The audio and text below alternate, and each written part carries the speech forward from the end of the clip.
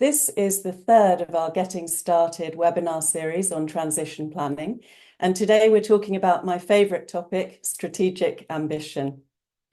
To remind you, Chapter Zero's purpose is to equip and inspire directors to lead on climate from the boardroom. And transition planning is central to that and to directors' duties, particularly thinking about enhancing long-term value and delivering to shareholders, as well as the entity's impact on wider society. Today's session will equip NEDs to set your strategic ambition for the climate transition, identify key changes to your business model and value chain, and it will set up transition planning as very much a strategic exercise that takes us beyond simple compliance. I'm delighted today to introduce you to an expert speakers and panelists and bring the strategic ambition to life. Today, we are partnering with Boston Consulting Group, and it's a great pleasure to introduce you to Olga Garlin, Principal. Thank you.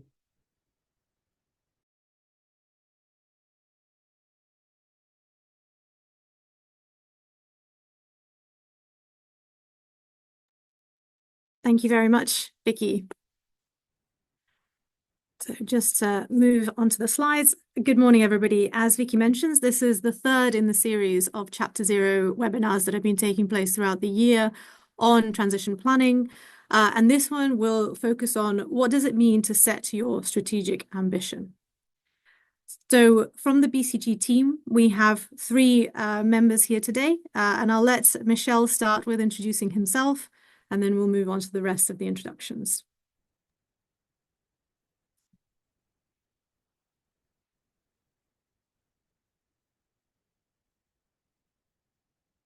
Oh, Michel, I think you are still on mute.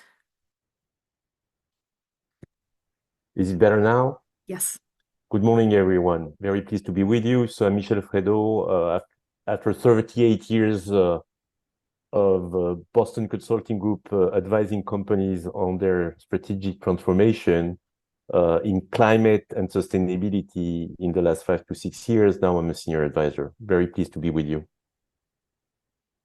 And my name is Olga Garlin. I'm a principal in the London office of BCG, and I'm a core part of our climate and sustainability practice area. And for a large part of last year, I was working with the Transition Plan Task Force as part of both the Nature Working Group and the Food and Beverage Working Group, helping the guidance come to life. And my name is Monica Kuroki. I'm also a principal in the BCG London office in the climate and sustainability practice. And so I've worked with clients on their transition planning and strategic ambition, and I'm really pleased to speak with you today about what we can do. Thank you. So moving ahead, we're going to start today's webinar with a formal presentation for about half an hour, and then we'll move into a panel discussion with some of our experts. What we'd like to cover in the formal part of the session is to explore what a TPT-aligned ambition looks like, share some practical steps for boards to drive strategic climate ambition in the boardroom and to achieve the purpose Vicky set out at the beginning of the introduction. And then also to reflect on some of the experiences we have had as an organization in setting climate strategies with leading organizations. So to set the kind of the foundations here, as you all know, the TPT published its framework and guidance on what does a gold standard climate transition plan look like in October last year. And we're coming up to the anniversary of that, which is very exciting. The TPT guidance is centered around 5 pillars, at the foundation of which is pillar number 1, which is the foundation. And this is all related to setting the strategic ambition. And what does that actually mean in practice? So the strategic ambition requires a preparer to identify the company's objectives and priorities for its transition to a low GHG and climate resilient economy. It requires the preparer to consider the impacts and dependencies of the climate transition plan with people and society and stakeholders, and also the natural environment. And finally, it requires preparers to think quite practically by identifying short, medium, and long-term targets and milestones that will enable them to achieve the strategic ambition. And this then flows through the rest of the plan. So the strategic ambition really is the cornerstone of the whole plan. and is woven in throughout the whole of your transition plan. Another point to note that's quite interesting is that it's requiring preparers to think beyond just their own impacts, but actually see how they can contribute to both a low carbon, but also climate resilience economy, bringing in that adaptation resilience angle, but also take a broader perspective beyond just climate and look at impacts on people and nature. In terms of boards, what does this mean? So through the work that we do at BCG with boards, we see that boards often have three sustainability levers: sustainability hygiene, sustainability controls and practices, and strategic reflections and implications. However, the latter is often the one that's used the least. And so we see the focus of strategic ambition setting within the TPT as a fantastic lever to enable boards to spend more time on those strategic reflections and implications. The first two levers are very important, but they really are all about protecting your bottom line and ensuring compliance. Whereas the third lever actually enables strategic climate to become a strategic conversation and actually give you the opportunity to move to creating long-lasting competitive advantage and value creation, seeing the opportunities that come with climate action, as well as just avoiding the risks. We have identified 6 potential questions that we hope are quite practical, that boards can actually start to ask within their boardroom to foster this strategic reflection on climate ambition, and hopefully move to embedding climate as a strategic priority that brings a lasting source of competitive advantage and not just a conversation about risks. Let me walk through these in turn. So ambition level. Question number 1, is our climate strategy sufficiently ambitious? How do we compare to peers, and how are we positioned against disclosure frameworks such as the TCFD, SBTi? Are we actually on a science-based pathway?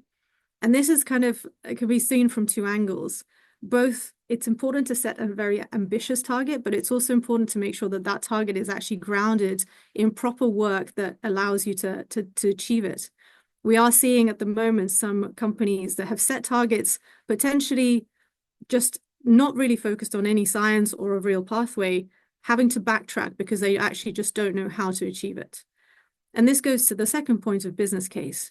Have we actually articulated a clear business case for this climate ambition, identifying value pools and also consequences from inaction? An interesting momentum that we are seeing in the market is that, as I mentioned, there are some corporates that are starting to backtrack on their ambition, but actually corporates that are PE-backed are not doing so. And the interesting fact here is that the hypothesis is that those PE-backed companies have actually done that business case analysis. They've really understood what would it actually cost, what would it mean, and what are the adjacent new business opportunities that can be created from taking action on climate. Number 3, regulatory context. To what extent is our climate strategy future-proofed for regulatory change? The TPT itself, we know, is undergoing consultation right now, but we all know that in the UK, within the next couple of years, it will become mandatory to disclose climate transition plans. We also have in Europe, the CSRD coming into force, and already some companies having to disclose against that next year. How ready are you for this? And how ready is our climate strategy to enable us to do that? Number 4 is the macroeconomic context. How fit for purpose is our climate ambition given changes to the external context? Have we only calculated one scenario and so that our strategy only works with a certain macroeconomic environment? Or have we looked at various scenario planning to see where does the business case land depending on where we end up in the macroeconomic consequences? Does it still make sense what we've proposed to do with a different interest rate? And actually, do the costs of inaction increase if the macroeconomic context changes? Number 5 is reputation. Does our climate action or inaction expose us to material reputational risks? What are the risks of doing too much or too little? And are there any unintended consequences? We've worked with a company recently which is facing a very unexpected unintended consequence of their climate transition planning. They've set themselves a target, part of which, and they're an oil and gas related company, their target relates to obviously reducing emissions in their oil and gas businesses, but they also had identified some quick wins, such as, for example, changing all the light bulbs in their facilities to LED. They're too worried about changing the light bulbs and being able to say anything about that for fear of being seen to greenwash. So it's really important to make sure that you set the right narrative around how you're actually addressing your short and medium term targets. And finally, it's the roadmap. Have we identified measurable short, medium, and long-term actions to deliver the strategy? As the TPT requests us to do, the strategic ambition needs to also be grounded in clear actions as to how we're going to deliver it, so that we can also identify any dependencies or roadblocks ahead of time. I'll hand over now to my colleague Monica to continue the presentation. Thanks, Olga. And when we're looking at the strategic vision and how you can have a sustainable plan that's cohesive and exhaustive, we look at the transition not just from a climate perspective, so not just what is your carbon footprint and what is the emissions associated with the business that you're operating, but also what are the nature implications? How can you ensure or take part in making sure it's a just transition? And what elements of adaptation and resiliency must you consider? So what we mean by that specifically is when we're looking at the nature and biodiversity impacts, it's what risks and opportunities does this company have in relation to nature? So what can be done that is nature positive? It's putting it at the core of your strategy, making sure that you're both investing in the natural ecosystem that you impact, as well as how you can improve it overall. So what synergies or trade-offs with nature have been considered in the transition plan? How has this been included into your medium and long-term vision? And what can be done to kind of make your transition plan inclusive of a nature positive strategy? When we look at the just transition, we think, how does this company define a just transition within its industry context? This will look very different for different industries.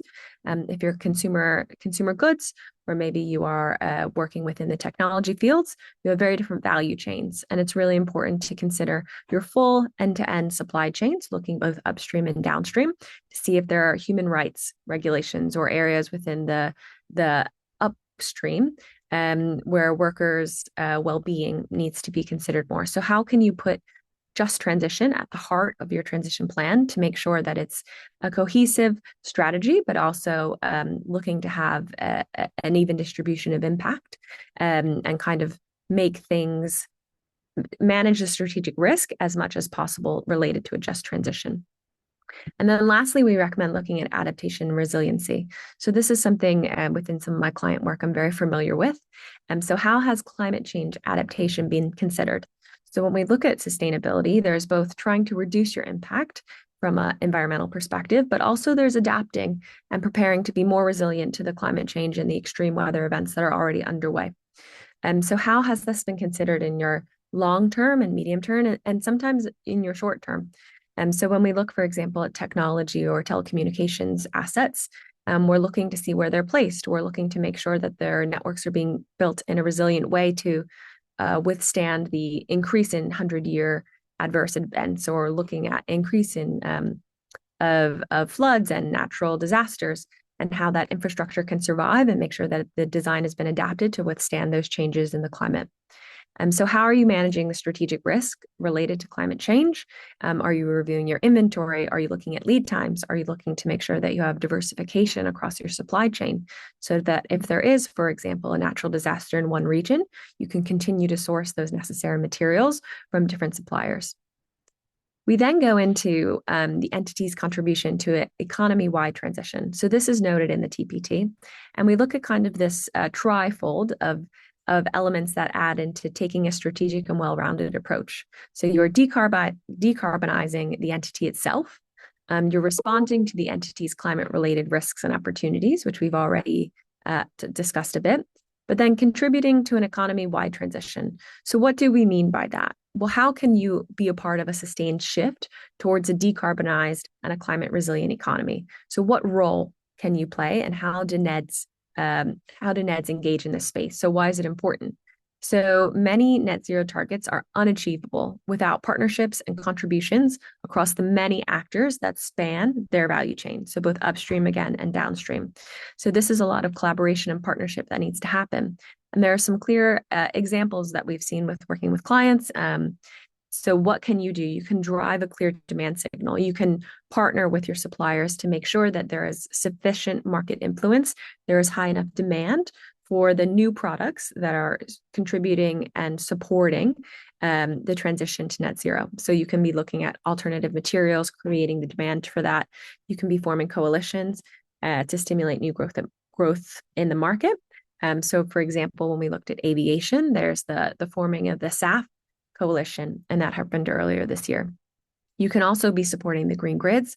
So if you're in a heavy industry, you need to be pursuing greening the grids. So making sure you're a responsible citizen on the grid. So managing your energy consumption overall so it doesn't continue to grow, but also how you can encourage the substitution of fossil fuels with renewable energy sources where available. So again, creating that demand, but also managing yourself and having the conversation around what can you do to be a responsible citizen of the grid and encourage that transition overall.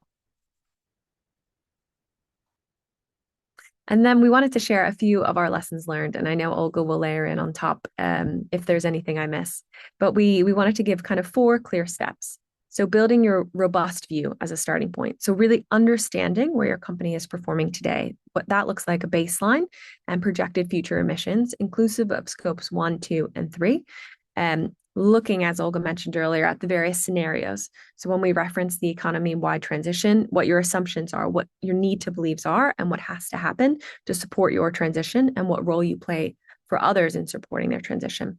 And then how you perform against your peers or comparative brands, and the overall best practice for your industry. So kind of where you sit on the performance scale, if you want to be a leader or if you're more within the compliance bucket, how you can transition moving up the scale to moving more towards leader. So what that looks like from our experience is making sure that you have very clear alignment up front. So all stakeholders and shareholders are aligned on the vision and the mission and what you're trying to accomplish within your climate strategy. Looking at the different scenarios and making sure you stress test the business case. So we want to make sure that we have, typically it's at least 3 to 4 scenarios where you're evaluating the impact, what the implications are from a business perspective, and what investments are needed to drive that. And then when you look at the peer class, make sure that you are looking at a full range of benchmarks so that you can see where the performance is, and again, determine where you want to be on that spectrum. So clearly articulating authentic climate strategy. So as Olga mentioned before, authenticity and the voice of your brand really needs to shine through here so that it comes across as both a genuine endeavor that you have the passion for, and that it's aligned with your overall business strategy, and defining kind of what your ambition is going to be for the future of your company. So setting overarching targets and cascading them all the way through the business so that it becomes a core element that's embedded within your business rather than bolted on. So are there any elements of the business that will grow? How can you be true to your company's brand, speak in their voice, and make sure that the messaging is one with the overall vision? Developing an actionable climate roadmap. So that's very critical in the transition plan. Making sure that you have a detailed plan that is both at a program and also a local level with short, medium, and long-term goals. So establishing the support you need within your organization, whether that's change management team, whether that looks like influencers across the various levels and the different business units of your organization, that you can define and design a business-wide governance framework. So making sure you're clear on what KPIs you're going to be tracking, what good looks like for each level, and who is accountable for delivering that. So the ownership of the transition plan is really important to make sure that it's clearly articulated and everyone understands the role they play and how they are helping to contribute to this overall transition. And so we often recommend and have seen that the ownership of sustainability reporting is transitioning to the finance departments now, so that there, for example, is one kind of overall financial and strategic publication at the end of the year that shows progress on benchmarks, financial statements, and it's kind of a bundled up, completely audited piece of work that's shared. Staying attentive to fast-moving external content. So this one is tricky, but so important. We know it's a very quickly moving and evolving space. So it's really important to remain engaged and make sure that your stakeholders are kept up to date on your strategy. So monitoring progress versus what you had set out to do, making sure that you continuously are scanning for new risks and opportunities in the climate space. And this is inclusive of regulation. So as Olga mentioned, there are new regulations coming in across Europe, the EU. We see different regulations within the North American markets, and we are seeing some regulations starting to emerge that apply to Asian markets as well. So if you have operations within the EU, this will apply to your business entities here. And so making sure that you are scanning for these, identifying new risks, making sure you're staying on top of the legislation, whether that be from a packaging strategy to CSRD, to the other kind of compliance and regulatory frameworks, and articulating the value of your strategy and why you need to keep refreshing it and why it's important to stay relevant and up to date with legislation. So your investors understand that you're still driving towards this central climate business case and that there's value both to the brand as well as to your people and the planet from driving this.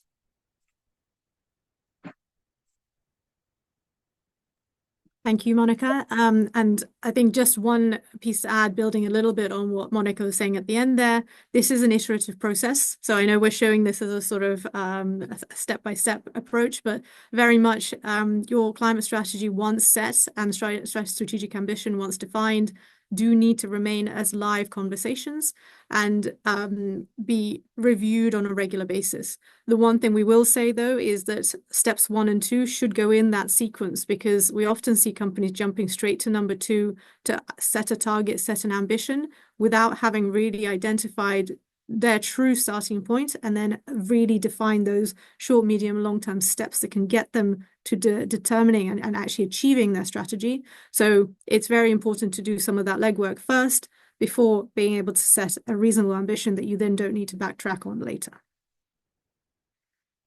And just taking us to the last slide before we move on to the panel, just giving everybody a bit of a grounding as to where we're at with the TPT process. So we know that obviously the TPT came in, published their guidance last year. As I mentioned at the beginning, we're nearly reaching the 1-year anniversary. And since then, we've also had publication of the sector-specific guidance and also guidance from the Nature team, the Just Transition team, and the adaptation teams.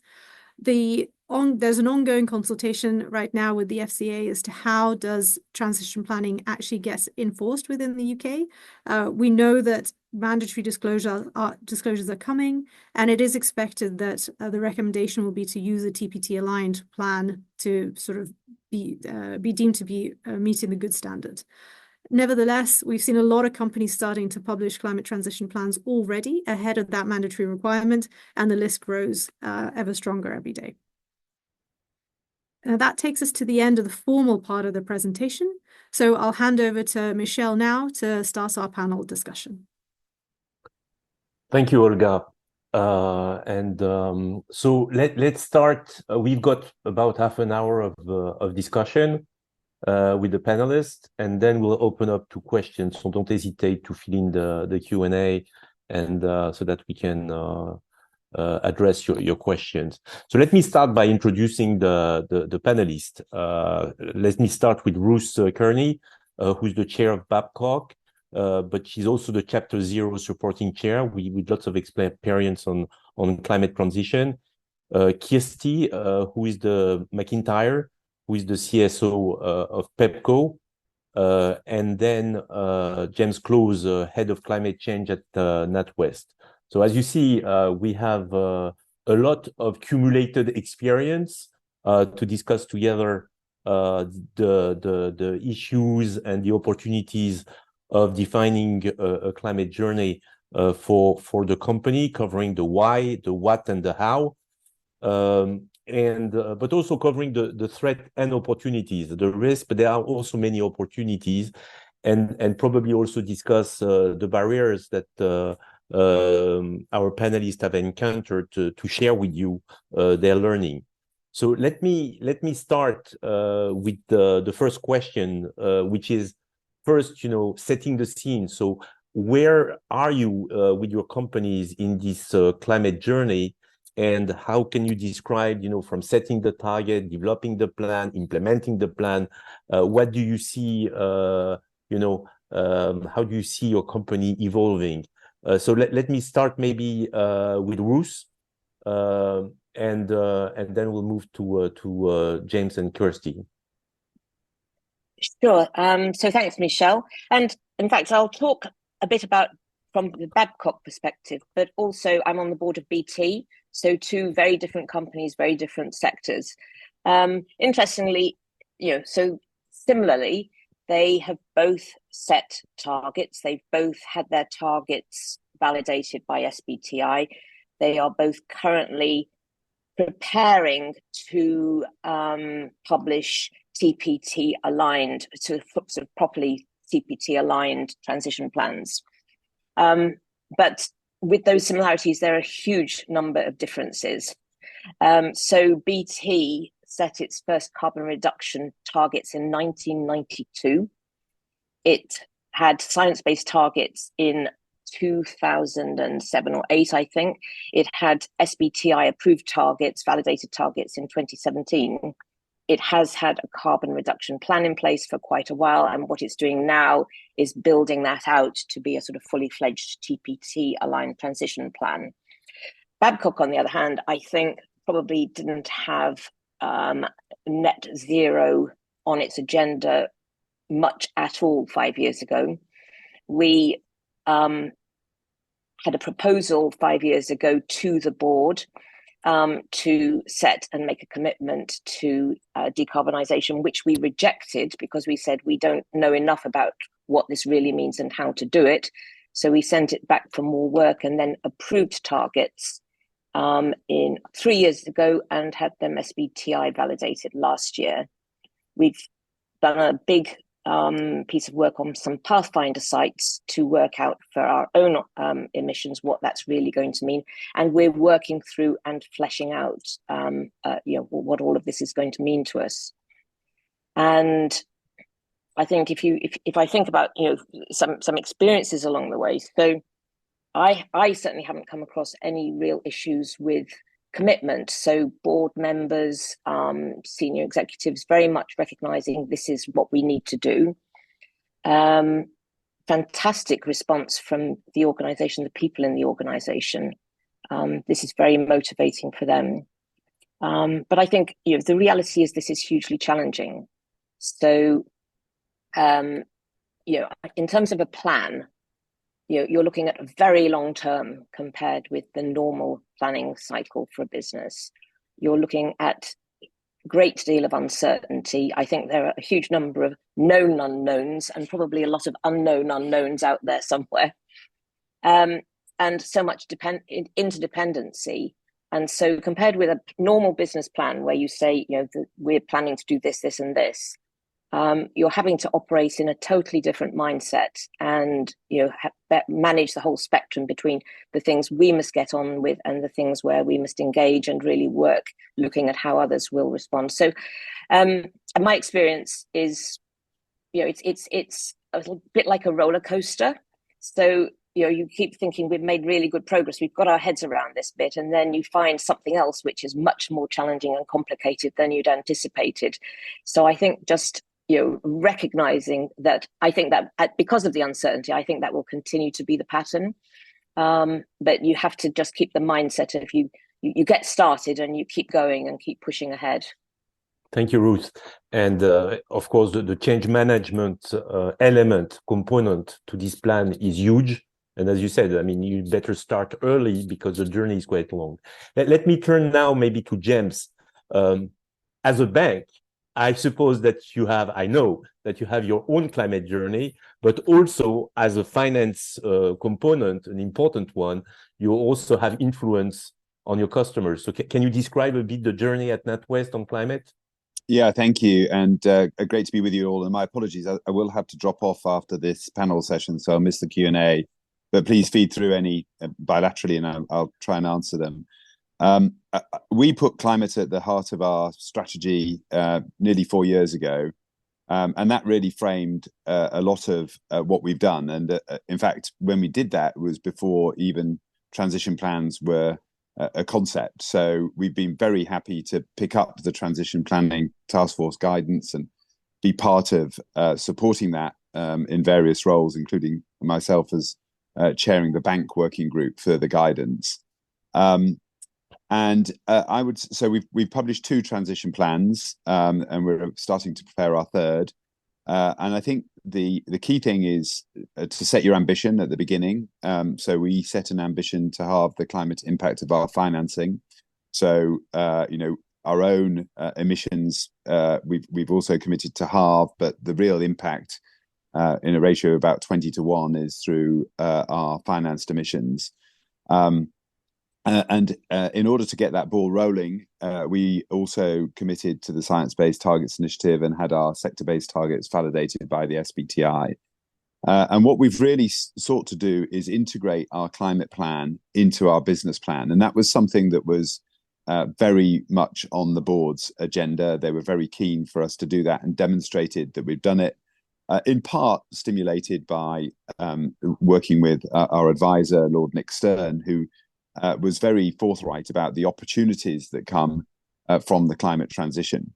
So we've tried to highlight those and embed those in our transition plan, and then really look to mainstream the execution of those through the business, and particularly through our commercial and institutional business, which does the bulk of its lending to our commercial customers, and also a lot of capital markets activity where I think there's quite a lot of interest in how to use the funding markets, both for our customers and also for our own balance sheet. And overall, I think that's given us a really good platform to set a strategic and ambitious plan. And I think part of the key to that was making sure that it was integrated with finance and actually led by finance. And BCG colleagues talked about that earlier.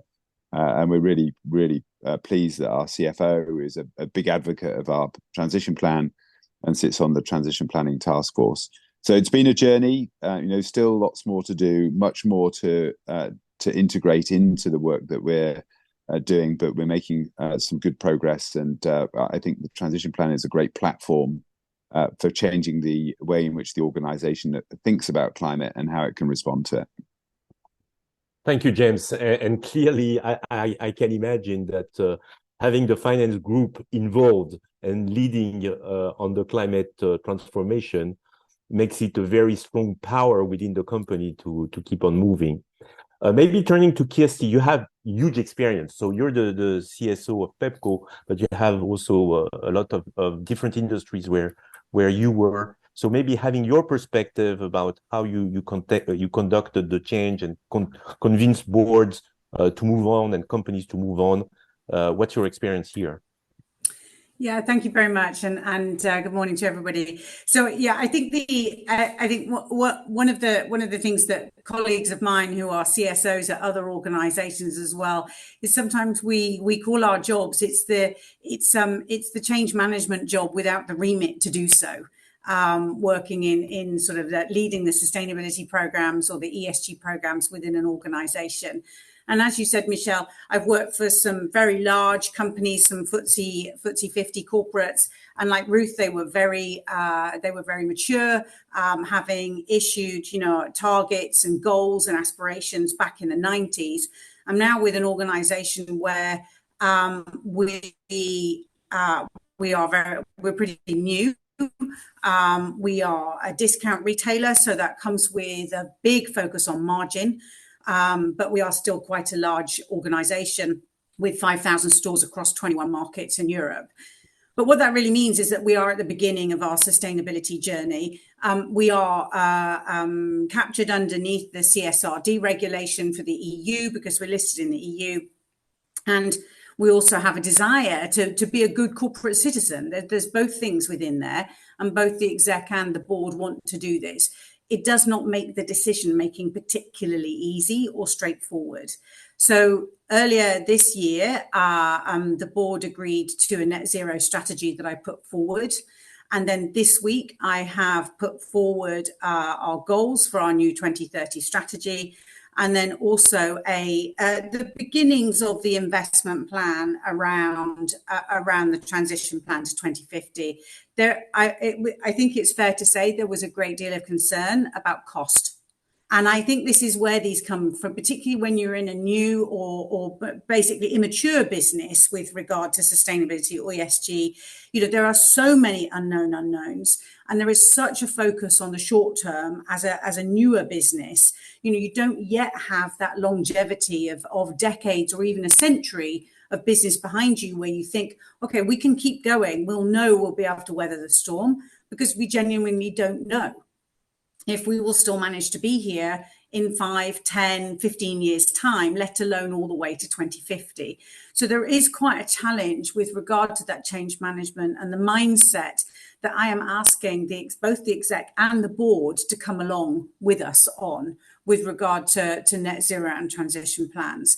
And so I think really what I've tried to do very much in terms of my approach is chop it into quite small pieces and not worry too much about the super long-term picture. I just say, just come with us on the journey. Let's chop it into the piece. That's why I set a plan around 2030. Obviously, we will set interim goals out to 2050, but let's focus on the 2030 and what that's going to cost us for the next 5 years and whether we can appreciate that, and then whether it's going to move us along towards our journey of 2050. Because I think that's the difference between big organizations or organizations that have been around for a long time who understand that there is longevity, maybe lots of people on the call are working for small companies or companies that are fairly new. These things are much more difficult to imagine. You know, if we've only just got ourselves up the ground, the company I work for is only 5 years old. We only just got ourselves up and going. It's still pretty bumpy, let alone from a sustainability perspective. It's I think, you know, you do have to take it in small pieces, and that's what I'm trying to get through. So little piece, little by little, definitely is the way I'm going. Thank you, Kirsty. We'll come back to that because we have a question on SBTi, and I think it's the right moment to deal with this question because there's what the company is ready to do or able to do, and there is what is necessary, the science-based target, which is kind of much more compelling and significantly higher usually than what the company is ready to do. So maybe starting with Bruce, because you said your two companies, BT and Babcock, have complied to SBTi. How do you see this necessity or not to get the transformation journey towards a stretch to what the company is ready to do versus an SBTi or a science-based type of target? Okay, we've set targets and we've had them validated. You know, it is, let's just be clear, it's not a slam dunk now that we know exactly what we're going to do to get there. And that's my point, that repeatedly aspects of the steps we need to take, turn out to be more difficult, more challenging than we had realized. And so, I think that the way that we have to keep approaching this is to say, for each challenge that we identify, okay, so we've set our ambition, we've set the targets, it's aligned with science. Now, what would it take? And looking big picture, what would it take? What alliances do we need? What engagements do we need? What has to happen so that we can move forward, and particularly on the areas that we're finding most challenging? So I think you don't sort of just say, oh, this is too difficult, I change my targets.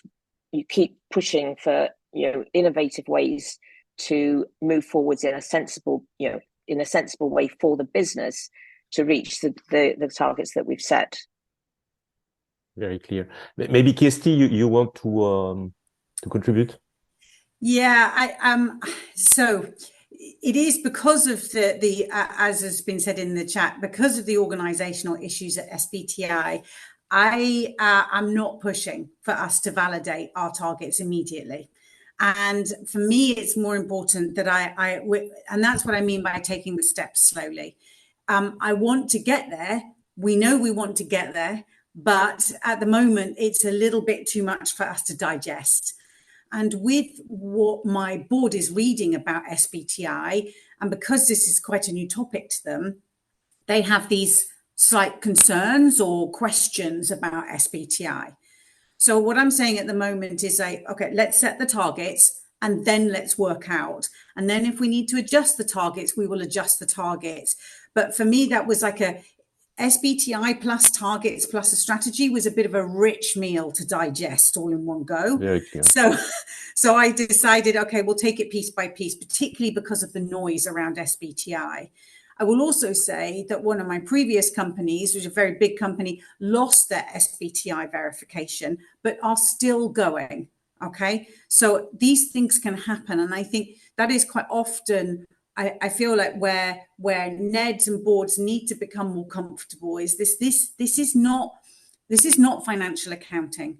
We do not have 50 years of GAAP rules around financial accounting. Okay, this is new, and it will change over time. And I think sometimes carbon accounting, and this is what we're talking about here, is sometimes held to an almost higher standard than financial accounting is held to.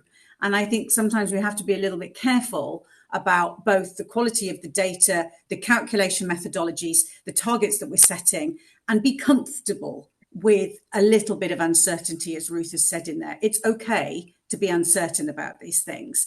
And it's also okay not to try and eat the very rich meal all in one go, in my view. Yes. Michelle, if I can add a couple of thoughts. First, I think disclosure is really important. By putting your targets forward and having them validated and then disclosing against them, yes, there's a really powerful convergence around that. I think the second thing is framing of them is really important, because there are interdependencies here that you're not in control of. And so within our transition plan, we very clearly set those out, particularly around policy, customer behavior, and technology. Very clear. Could I jump in with it? Sure. Could I jump in as well, Michelle? Because Kirsty, it just strikes me listening to your story from your current company. I think I would like us to move away from being, there's a tendency to be apologetic that, we can't do everything. I don't think, I don't aspire to have a perfect transition plan at this point. And, even for very big companies, I think defining in great detail what your plan says you're going to be doing in 2035 and 2040, to be honest, is not where we should be putting our efforts, because the world will have changed by then. What we will actually be doing will shift. So we should be doing the right things. We shouldn't be ignoring things that need to happen later, but we should be appropriate in how we're the level of detail we put into different aspects of this. And the most important thing in my mind is that we're really getting on with doing the things we need to be doing now. Exactly. So let me add something to this discussion, because depending on the industry where you are, my point is the following. Some industries will have to transform completely, drastically. The current business model they have today is not compatible with the 1.5 degree world. That's it. So in transport, in agriculture, in energy, okay? So the speed at which you go, if you take the risk, if you only go into what is acceptable, digestible, that you miss the train and that you don't build a sustainable business in the next 10 years. In other businesses, maybe you got more time. And I understand that the context today might be complicated, but you need to take all these elements in mind, because there might be an opportunity to transform first, the Tesla of this world, and create and take advantage of this transformation to create new businesses and to ensure the future of your company. Let me now get back on another question that I see in the text.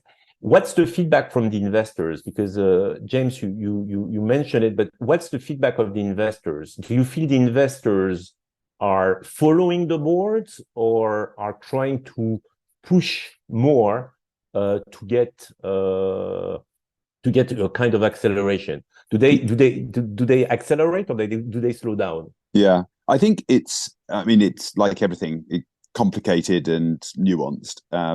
I spend a lot of time with the ESG investors who really love what we've done, and then I ask them what it would take for the fund managers to go overweight, and they say you'd need to be able to demonstrate that you're getting superior returns as a result of putting in place your climate transition plan, and that's really hard to prove, particularly in an environment where financing oil and gas can often be really very, very profitable compared to renewables, which are much more competitive. But I think the argument that we need to make is that we will have a more resilient and better quality balance sheet as a result of the lending decisions we're making today in the context of the transformation of the economy and the huge capital allocation that's going to take place as a result of getting to net zero. And therefore, ultimately, we would expect our investors to recognize that and give us a premium for it. I think the other side of the coin, particularly with the fixed income and the funding side, is also really quite interesting because we are able to go into the capital markets and raise money against our portfolio of green lending quite often more cheaply than we would do if we were just raising it through vanilla funds. So I think we're at the emerging stages of this sort of starting to come together in a way that properly demonstrates the full transformation of the economy and recognizes those who are leaders. But I don't think we're quite yet there. Very clear. I want to come in there. I found over the years talking to investors very useful, and actually particularly when things are quite vague and you're not quite sure where to turn. It's not to say that we do everything that investors ask us to do. And in fact, with one of our investors recently, they raised a question about, are you going to put in carbon pricing, an internal carbon price? And I said, do you really feel that that is appropriate to a retail group? I'm not sure I think that would work very well for us. What would be better, I can understand when one of my previous companies, we were a large manufacturer, that would work in that situation. We had different manufacturing divisions, are in different parts of the world. That would work very well with carbon pricing. So I think what I have seen over my 30 plus years of working in this place is that certainly investors are more interested. Certainly investors have themselves invested in expert people. And so their questions can be quite technical and quite expert. And I think with regard to boards and just make sure that you have that technical expertise to help you answer the questions from investors. They can be quite difficult. And, I was in a conversation with one of our big investors, previous company, and they were asking about some very complicated carbon accounting. And I was quite relieved that I got the answer right because she was saying, oh, yeah, well, that's what I heard from another company last week. It was like, oh, thank goodness for that. I wasn't entirely sure that I'd got that answer correct. So I think, there is a way. I think what I found quite useful as well in terms of helping boards forward, from my perspective as the practitioner, is by recording the questions and making sure that we are tracking what investors are interested in, because it changes over time. But I think, picking up on James's point previously, the key issue is about disclosure, and is about talking about what we are disclosing. That's what investors have really wanted to see. But there is flexibility within that. You can say, okay, well, we're going to focus on this and we're going to leave that until later. And I think, being able to have that mature conversation with your investors is really important. Can we talk about, we're talking about investors. You mentioned the policies context. Now, we used in the presentation that as part of the transformation plan that involves the whole value chain. Can you describe a little bit the challenges that you see dealing with customers or with suppliers in this transformation? Maybe starting with you, Ruth. Well, so suppliers, I think, what we've been doing is engaging with the supply chain, setting clear expectations of what we'd like to see. We have quite a lot of small, medium sized companies in our supply chains. So needing to see how we can support them, but looking for our supply chain to be basically to be setting their own targets and then going through this whole process themselves.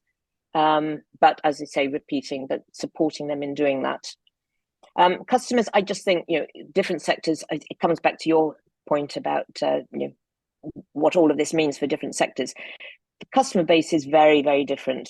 And so what needs to happen there is hugely variable. So we have in BT, BT has a very clear view that what they do should be very supportive for many sectors and the economy to decarbonize, because connectivity, digital platforms and so on can really help organizations in their own transformation.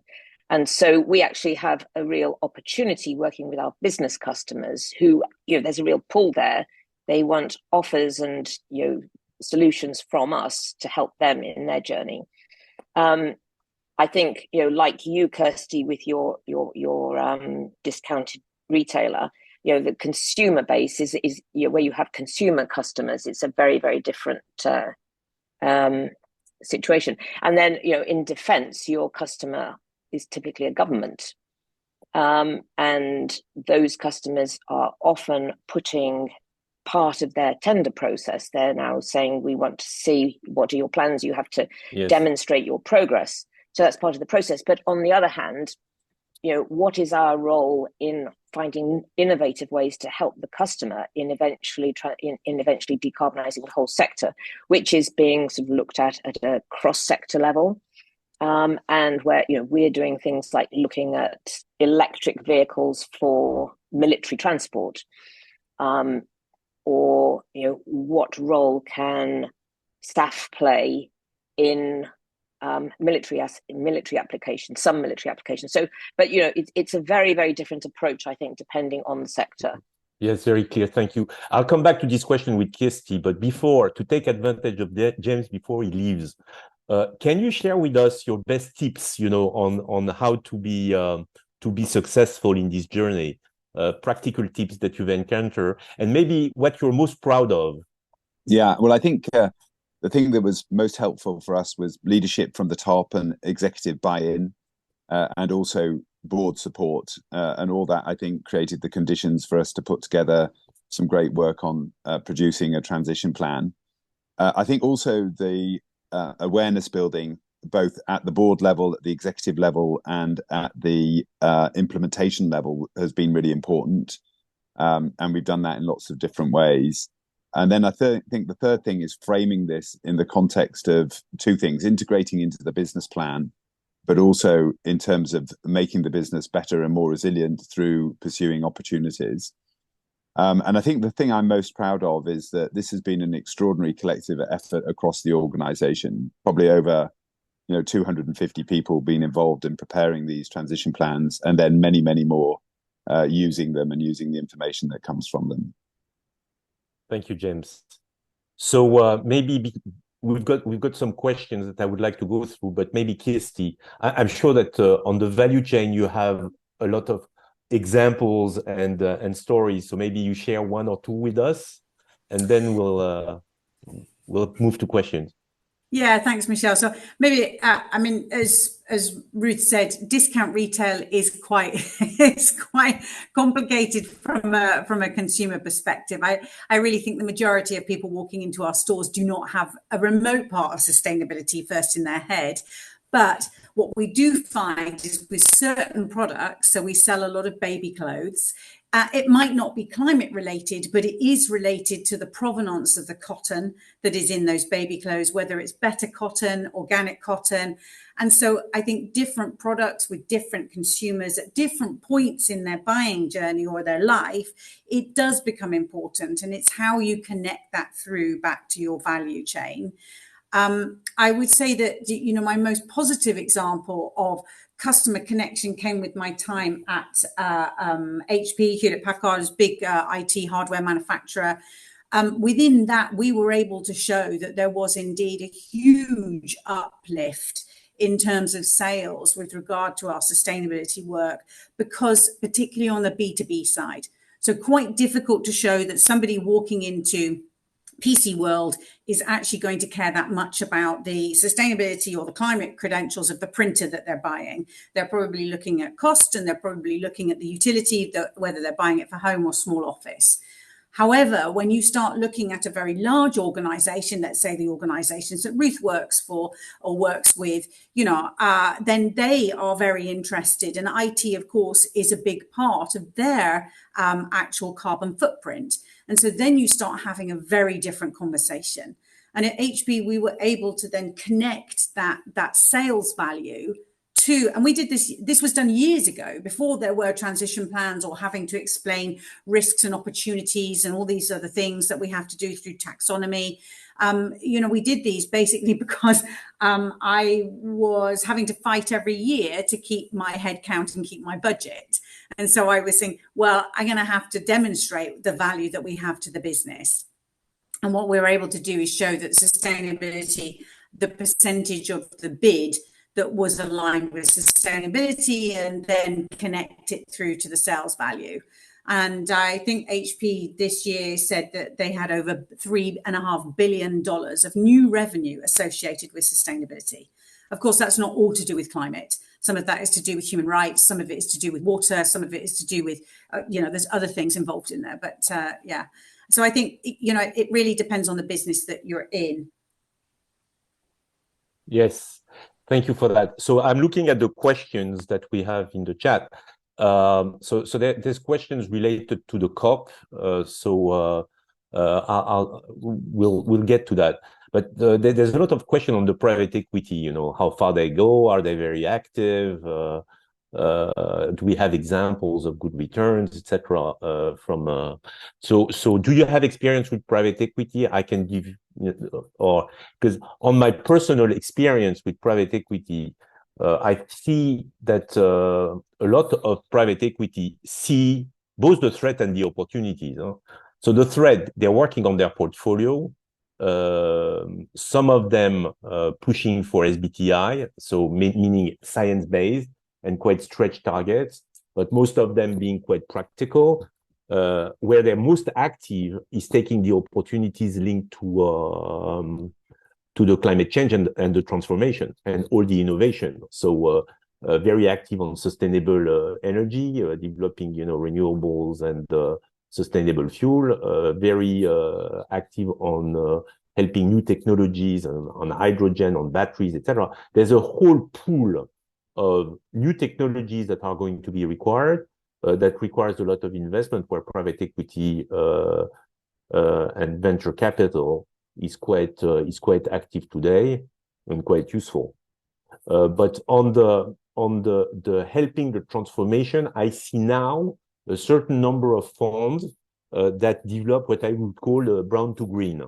In other terms, taking advantage of the fact that major companies will have to deal with their scope 3 to say, okay, if I have a company involved in industry or in logistics, etc., and I can show that my CO2 level are very low, I've got a better chance to be well positioned to serve the larger groups and to benefit from these opportunities. So that's on private equity, what I would say.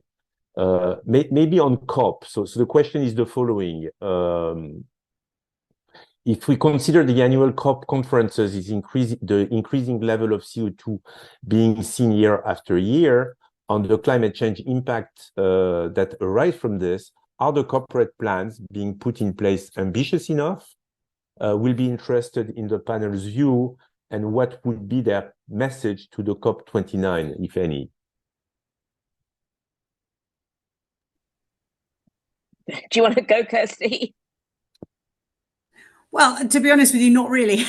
Not really. because I'm like, the company I work for at the moment is COP is, as I said, I'm just interested in getting plans in place, and whether they are impacting on COP is, it depends, again, your point of view. I'm sure there will be lots of people at COP who say, no, corporate plans are not ambitious enough. And then I think a lot of us are working with companies who say, oh, I can't quite cope with that right now. And so I think, back to Ruth's point, you've got to do what you have to do with what you're given. And some of these things like SBTI having their organizational challenges, all of this stuff about COP going on, sometimes that is noise that you just don't need to get involved in, to be honest with you. And I know maybe that sounds quite small town thinking, but I think you do have to adapt to what you've got available to you. And what's more important is that we have a plan, we disclose the plan, we make a difference, and we don't worry too much about these very large, I have to be quite mindful and pragmatic about approaches from companies. Yeah, I think that's completely agree with that, Kirsty. But the thing is, the COP is supposed to set the scene and propose a context, whether it's on policies, whether it's on finance, public and private finance, that allows companies to go faster. You know, the CBAM in Europe will have huge impact on European companies, but on all Chinese, Indian companies that want to export to. So the thing of discussing those policies and discussing those elements help as they're implemented. For the COP29, I don't know about the COP29, but the COP30, which is the important one in Brazil, this is where you will get the NDCs reviewed. Today, I remind you that the NDCs, when you add them up, so it's the national determined contribution of each of the countries. We are at 2.6, 2.7. So this revision will hopefully get us below 2 degrees, forces countries to set up those policies and those finance. So to that extent, I think it's helping to accelerate the journey. That's for the COP what I would say. Yeah. Now, is it successful? It's a different question. Michelle, what I was just thinking that what you, in many ways, one of the things I found it encouraging, both with the companies that I'm directly involved with, but also more generally from people I know in many other companies, that you know, I think there's a lot of resilience within companies about the importance of driving this agenda now. And so even where, you know, there've been some questions about, you know, in different countries about, you know, the level of governmental commitment and so on, but actually I see that there's been very little wavering. You know, I haven't come across board conversations about, well, you know, can we put the foot off the gas a bit here? I think that's a huge strength. And you know, I mean, I think we could all agree that the COP process isn't getting us to where we need to get to. You know, I'm very much with Kirsty that meanwhile, I think it's very strong that corporates carry on pushing ahead, because we need to be a very important part of the solution, but clearly we can't be all of the solution. Of course. And this is where the transformation plan is a key component of it, of course. Maybe coming back to that, there was some aspect, a wider aspect of the transformation plan, interdependency, with nature, society, adaptation. Ruth, maybe you can, you know, give us how to complete the plan. Sure. So, and this is part of you know, in where I'm involved at the moment, where, you know, the steps from where we're at to having a TPT aligned plan to disclose. It's a lot on this, you know, the TPT framework is more expansive. It's looking at more aspects. And so we've been, you know, looking at where are our gaps and what do we need to do. And on this, on aspects of this, you know, this started a while ago now. For example, at Babcock, I mean, we absolutely need to look at sort of nature and biodiversity and sustainability more broadly. We have a big marine business. We're a heavy industry. We use a lot of materials. We have to think about the impacts of that. We have to think about waste. And so we are building up that as an example. So we are really building up our sort of story and picture and plans for that. I would say, you know, at the moment, biodiversity, we are going through, first of all, our major sites and then getting to some further sites, doing assessments. We're putting a waste plan in place. We've made some commitments already. But you know, we are doing the work because we see that this is clearly an important area where Babcock needs to contribute. And back to this point I made earlier, that, you know, that's the sort of thing that another aspect that our staff think is very important. And so, you know, for our healthy future workforce, where we're an attractive employer, very important that we're doing these things. You we are building out and working on the broader aspects that are included in and all the interdependencies. I would say my personal sort of steer on that is that different companies remember that they can and should prioritize, because there is so much that you could do, and you could put a huge amount of work into. Just thinking about the slides earlier, you could you could spend a huge amount of time and effort to produce the most beautiful plans. Good strategy is about real prioritization and focus, and so I'm very keen that organizations put their attention on the things, the aspects, the broader aspects where they are an important player and they need to be focused. And that could be a whole business, it could be different sites. Don't have everyone trying to do everything. Okay, that's very useful. Maybe coming back to Kirsty, and we are at the end of the discussion, but you said that you were dividing by chunks to get the different elements being absorbed.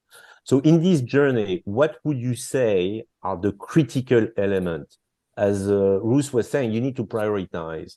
So what are the key components to get this transition plan in place?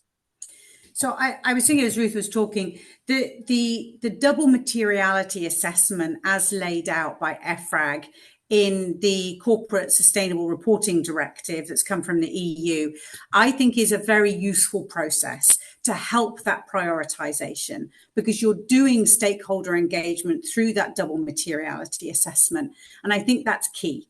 So we're going to start. We've done a preliminary one last year. We're going to now start our EFRAG, because CSRD is what I'm working towards, CSRD compliance, because we are a European listed company. So that framework is very useful for us to help with that prioritization. I've also found, coming back to the investor question, that, focusing on investors don't always get it right? But they do look at what risks and opportunities are there for a company. And the message we get loud and clear from our investors, the company I'm currently in, is that we want you to disclose and be transparent about human rights within your supply chain, because we source from the Far East, the majority of our products. And then we also want to know about your climate transition and resilience. Again, it's public information. We had a profit warning last year that was related to us not having the right things in the stores for the way the weather was. And of course, weather is not climate change, but the summer was bad. We didn't sell the garden and the barbecue and the beach stuff that we were expecting to sell. And then September last year was weirdly warm, and we didn't sell the back to school coats. And then because our financial year ended in September, it was a bad finish to the year. It was a poor finish to the year. And those sort of things, they really help to crystallize the conversation about what should our priorities be. And so that resilience comes to some things that maybe are very tactical. It could be, are we doing too much far? Should we be doing more nearshoring to give us much more flexibility and agility within our supply chain? Should we be doing better planning and scenario analysis to understand what these impacts are and how society reacts to these things? And I think it's different. It depends what business you're in. This is a retail business. Our job is to have things in shops that people want to buy. That's our job. And if we get that wrong, then we have no business. Whereas other companies in the manufacturing companies I've worked for, that's all about that scenario analysis to make sure that we're developing the products and making the products that people want to buy in the future. And in some situations, there's a very long lead times. I recently worked for Diageo in the whiskey business. We're creating whiskeys that nobody will drink for another 40 years. And that really is quite mind-blowing about how to plan for that. That's for sure. That's for sure. I think Kirsty, totally we need to end. Yeah, thank you, but you're right. So maybe the last word to Ruth before we let Vicky wrap up. Well, I'm just. Can I have any last word I want? I'll just say, because you asked James what he's most proud of, and actually I have it sounds like quite a low ambition maybe, but I'm really proud to be involved with companies that I think can just hold their head up in this space. I'm not going to say hold their heads high necessarily, but hold their heads up.